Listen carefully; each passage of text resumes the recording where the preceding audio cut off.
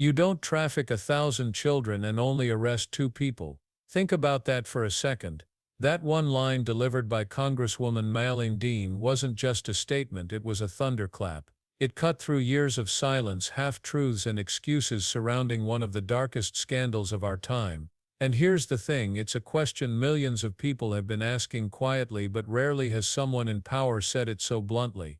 Because let's be honest, does anyone really believe Jeffrey Epstein and Ghislaine Maxwell were the only ones? I thank the gentlewoman for yielding. I thank you for your comments. I associate myself with your comments. And to the gentlewomen from Florida, thank you for your work on this for years. And thank you for just correcting a piece of the record. There's so much more to it than that. Mr. Chairman, I understand that you are upset that this lays upon our table. I wish it didn't. I wish people long ago. I would ask you to allow me to complete my statement. I think the gentlewoman a moment ago spoke to that nonsense. This lays at our table now. The victims were here today. I wish they didn't have to be here. But for you to suggest that we were somehow using them, these women came forward. Some have come forward in the past, some with the courage and the pain on their faces. It's so disrespectful that someone would say, well, doggone it, you didn't deal with it. People have tried to deal with it for a long time. I wish the Department of Justice had dealt with it. I wish Florida had dealt with it. I wish he had not been given that sweetheart deal. And I wish that the names had not been covered up of who participated. Remember, the Attorney General, she had the list on her desk, and then it evaporated. It is known who is in that list. This Department of Justice knows who's in that list. Mr. Trump knows a lot about what happened in this. Somebody's trying to cover it up. 33,000 pages that were released, we all know, are a drop in the bucket compared to what actually is known and has been investigated when there's 1,000 victims. It's not just 2 people who were culpable. We show no other predators. There's no other names being revealed. There's a lot of people who know an awful lot. There was tremendous depth of investigation. But I want to end with this. This is entirely about the victims. And you re-victimize them when you say, well, you didn't do enough and you didn't do enough. And why didn't you do something that year? It's on us. It is on us to do something about it. We are Congress.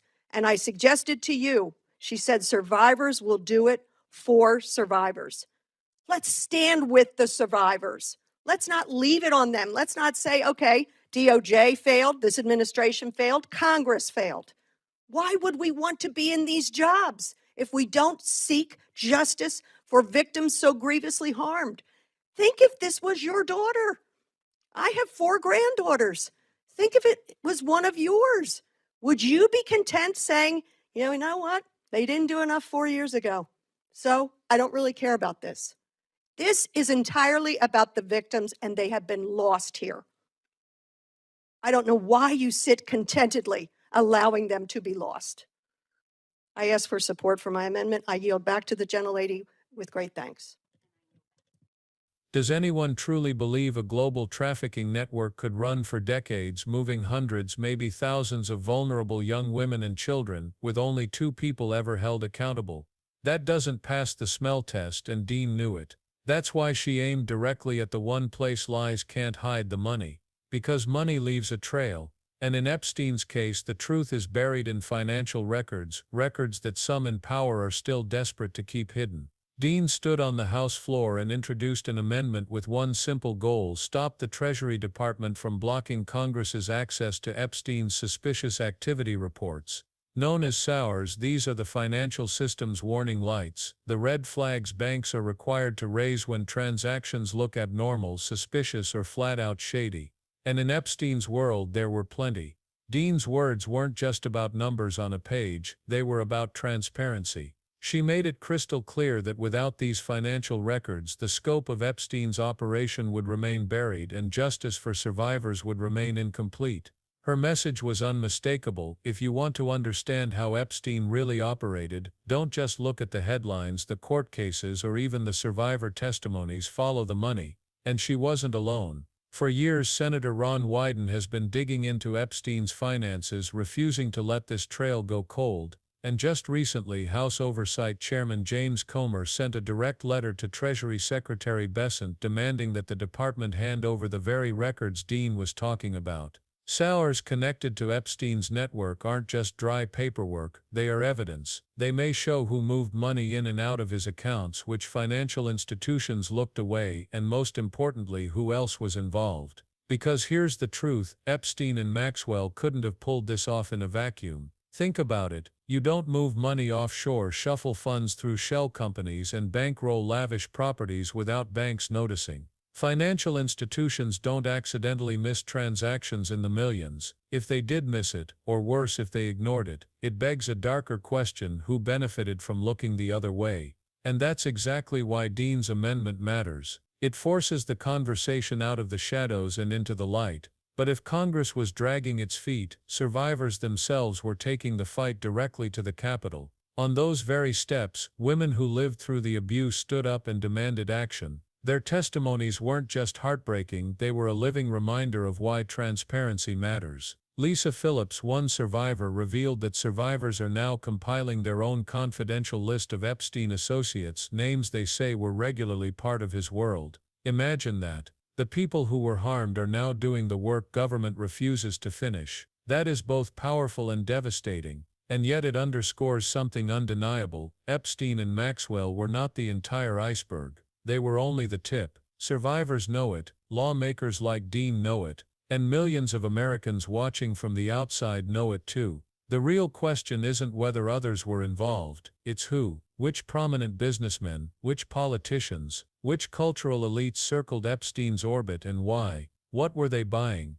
What leverage kept them silent?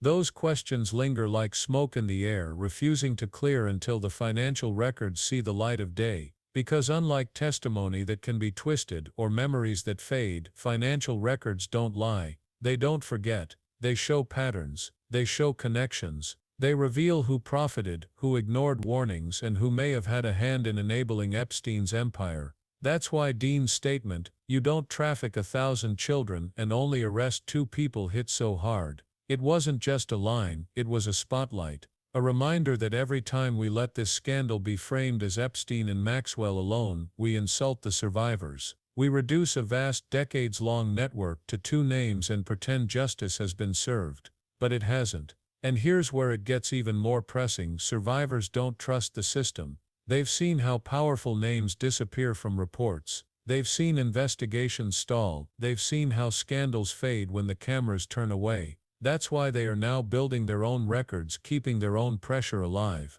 Because they know that without public outrage, without consistent pressure, the powerful will wait this story out again. Let's not forget, some of the most prominent businessmen, politicians, and celebrities were spotted in Epstein's orbit. Planes, island visits, financial ties. The questions have swirled for years. And while speculation must always be treated as just that, speculation, the fact that survivors themselves say they all know who was regularly present speaks volumes. The money trail may confirm what survivors already suspect, or it may reveal entirely new names. Either way, without transparency, the truth remains buried. Dean's amendment was about pulling that truth to the surface. It wasn't just about Epstein, and it wasn't just about Maxwell. It was about accountability. Because when financial institutions file suspicious activity reports, they are acknowledging risk. They are saying something doesn't look right here. If those reports exist, and evidence suggests they do, then why should they be hidden from Congress, from oversight, from the American people? What possible justification could there be to keep them secret, unless they reveal connections too powerful, too explosive, too damaging to the status quo? And that's the part Dean refused to let slide. Enough excuses, enough delays. Survivors have waited long enough. Americans have waited long enough. The fight isn't about left versus right, it's about truth versus cover-up. Because when a system protects predators and silences victims, that system is broken. And when survivors are left to compile their own list of abusers, that is an indictment of government failure. The truth is that Epstein's scandal has always been about more than just his crimes. It has always been about the protection he received. Reports for years have suggested intelligence ties, global financial interests, and leverage that stretched far beyond any one courtroom. And while those threads remain speculative, one thing is not: money doesn't move in silence. Every transfer, every property deal, every offshore account leaves a mark. That's why following the money is the only way forward. And make no mistake, powerful people know it. That's why transparency is fought tooth and nail. That's why records vanish. That's why committees stall. Because exposure doesn't just threaten reputations, it threatens structures of power that have looked untouchable for years. But public pressure works. Outrage works. Survivors know it. Lawmakers like Dean know it. Every major reform in history only happened because ordinary people refused to stay quiet. And this is no different. If financial records are released, the trail could stretch to boardrooms, banks, and political offices once thought untouchable. And that is exactly what accountability looks like. So here's where you come in. Silence protects predators. Transparency protects victims. If we believe in justice, if we truly believe in protecting the vulnerable, then we can't just shrug and move on. We can't let this fade like so many scandals before it. We have to demand transparency. We have to demand that every record, every transaction, every suspicious activity report tied to Epstein be made public. Because only then will survivors see the full truth acknowledged. Only then will the question Dean have asked be answered: how could this scale of abuse end with only 2 arrests? And if you're watching this, if you feel the outrage, if you believe no one should be above the law, then do something. Share this, talk about it, push for accountability, because the fight isn't over. Survivors can't do this alone, and they shouldn't have to. Justice will only come if all of us refuse to let the truth stay buried. So if you agree, if you stand with the survivors, then make your voice heard. Hit that like button, subscribe for more updates, and join the conversation. Because this isn't just about Epstein, it's about whether justice in America applies to everyone, or only to those without power. The survivors deserve the full truth, and together we can help demand it.